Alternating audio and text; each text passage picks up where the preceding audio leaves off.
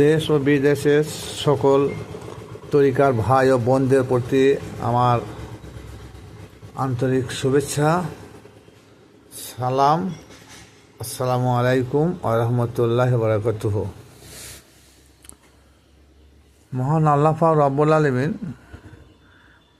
কোরআনের প্রথম থেকে শেষ পর্যন্ত যতগুলো আয়াত নাজেল করেছেন, এবং যখন এই আয়াতগুলো নাজেল হয়েছিল সে অবস্থায় দীর্ঘ 23 বছর সময় লেগেছে। তা সেই সময় আল্লাহর পেয়ারা হাবিব নবী মোহাম্মদ মুস্তাফা সাল্লাল্লাহু তাআলা আলাইহি সাল্লামের উপরই নাজেল হয়েছে, এবং তৎকালীন তিনার 100 লক্ষ সাহাবী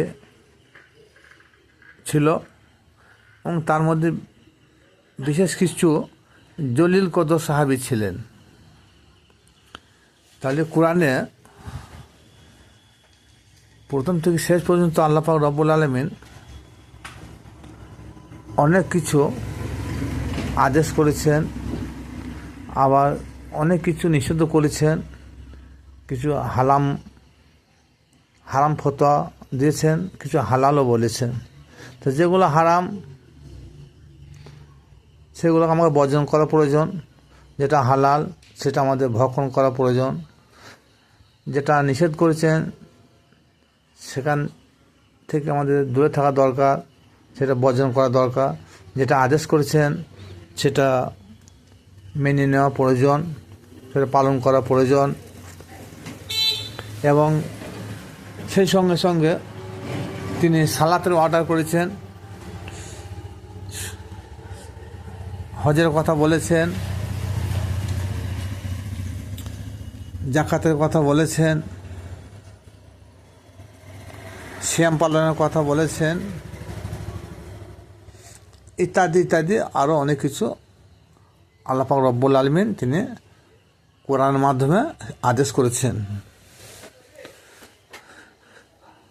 তাহলে এই যে এত কিছু আল্লাহ আদেশ করেছেন, এত কিছু বিধিবিধান দিয়েছেন, তা সেগুলো কি নবীর উপরে নাজেল হয়েছে বলে শুধু নবী কি এই কথাগুলো মানবেন, আর কে মানবেন না? না, নবী সাহাবীরা তখন তো জীবিত ছিলেন, জীবদ্দশায় সাহাবীরা জীবদ্দশায় যখন ছিলেন তখনই এই কোরআনটা নাজেল হয়েছে। তাহলে এই কোরআনে যে এত কিছু আদেশ নিষেধ, জায়েজ না জায়েজ, হারাম হালাল, এত কিছু আল্লাহ পাক রব্বুল আলামিন তিনি ঘোষণা করেছেন, তখন তো আমাদের মতন এইসব লোকরা ছিল না। তখন তো একমাত্র সাহাবীরাই বর্তমান ছিল। তাই সাহাবীদের আমলে যখন এসব আদেশ নিষেধগুলো এসেছে, শুধু সাহাবীরাই মানবে? সেটা তো ঠিক নয়।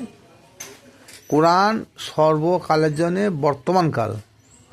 কোরআন আজ থেকে 1450 বছর আগে হুজুর পাকের ওপর নাজেল হয়েছে, এবং আজ পর্যন্ত যারা আমরা রয়েছি তাদের উপরও এই কোরআন নাজেল, এটা আমাদেরকে মেনে নিতে হবে। আর আজ থেকে 500 বছর পর যে ছেলেটা আসবে তাকেও এই বিধিবিধান মেনে নিতে হবে। যদি আরও 5000 বছর পর যে সন্তানটা জন্ম নেবে তাকেও এই কোরআনের বিধিবিধান মেনে চলতে হবে। এখানে কারোর দ্বিমত থাকতে পারে না, সকলের একমত। এর বিষয় হলো, তখন তো আল্লাহর পেয়ারা হাবিব নবী মোহাম্মদ মুস্তাফা সাল্লাল্লাহু তাআলা আলাইহি সাল্লাম তিনি ছিলেন রাসূল। সেই রাসূলের উপরে একাধিক কোরআনের আয়াত নাজেল হয়েছে। আজকে এমন একটা কোরআনের আয়াত আপনাদের সম্মুখে তুলে ধরব, হয়তো শুনে অনেকে আশ্চর্য হবেন। দেখুন, সূরা মুজাদ্দালা আয়াত নম্বর 12। এই সূরা মুজাদ্দালা আয়াত নম্বর 12, এই আয়াতে আল্লাহ পাক রব্বুল আলামিন কি বলছেন? বিসমিল্লাহির রহমানির রহিম। ইয়া আইয়ুহাল্লাযীনা আমানু ইয়া আইয়ুহাল্লাযীনা আমানু ইযা নাজাইতুমুর রাসূলা ফাকাদ্দিমু বাইনা ইয়াদা নাজওয়াকুম সাদাকা। আল্লাহ বলেন, হে ইমানদার বিশ্বাসীরা, তোমরা যখন আপন রসুলের নিকট কোনো গোপন তত্ত্ব কথা জানবে, তার বিনিময়ে কিছু তেনাকে দান, তাহলে এখন চিন্তার বিষয়, রাসূলের কাছে যখন কিছু গোপন তত্ত্ব কথা জানবে, সেই বিষয়ে কিছু পরামর্শ নেবে, আল্লাহ পাক রব্বুল আলামিন বলেন সেই সম্পর্কে যে তোমরা কিছু সদকা করবে বা কিছু দান করবে। এটা তোমাদের জন্য উত্তম দান হবে। হ্যাঁ, এটা মহান আল্লাহ পাক রব্বুল আলামিন তিনি বর্ণনা করেছেন তাফসীর কানজুল ঈমান। এবার আসুন, রসুল তো আমাদের আজ সেই নবী মোহাম্মদ মুস্তাফা সাল্লাল্লাহু তাআলা আলাইহি সাল্লাম, তিনি মোহাম্মদ, তেনার প্রকৃতপক্ষে নাম সাল্লাল্লাহু তাআলা আলাইহি সাল্লাম, তিনি নবী এবং তিনি রসুল। তাহলে এই রসুল আর তো এখন আমাদের চোখের সামনে নাই। সেই নবী মোহাম্মদ মুস্তাফা, তিনি রসুল, আমাদের সম্মুখ থেকে বিদায় নিয়েছেন। তিনি মদিনার জমিনে আরাম ফরমাইছেন। তাহলে এখন আমরা কিছু মারফত তত্ত্ব কথা কার কাছ থেকে জানবো? আমাদের মারফতে কোনো তত্ত্ব, কোনো গোপন কথা জানতে গেলে আমাদেরকেও সে আপন রসুলের নিকট জানতে হবে। তাহলে এখন সেই যদি বলি সেই নবী মোহাম্মদ মুস্তাফা সাল্লাল্লাহু তাআলা আলাইহি সাল্লাম তিনি রসুল, আর রসুল আসে না আর আসবে না, এটা বলা ভুল। তাহলে আল্লাহ পাক রব্বুল আলামিন তিনি যে সাহাবীদের জামানায় যে কোরআনে আয়াতগুলো নাযিল করেছিলেন, তাহলে সাহাবীরা রসুলের কাছে গোপন তত্ত্ব কথা জানতো। তাহলে আমরা তো জানতে পারবো না? হ্যাঁ, অবশ্যই জানতে পারবো। আমাদের রসুল আছে কি না সেই বিষয়ে একটু আলোচনা করব। বু আলী শাহ কালান্দার রহমতুল্লাহ, তিনি জগৎ বিখ্যাত একজন আল্লাহর ওলি। তিনি বলছেন, আমি যখন আপন মুর্শিদের হাতে বায়েত হলাম, তখন এটা মুর্শিদ নয়, স্বয়ং এটা রসুলের হাতেই বায়েত হলাম।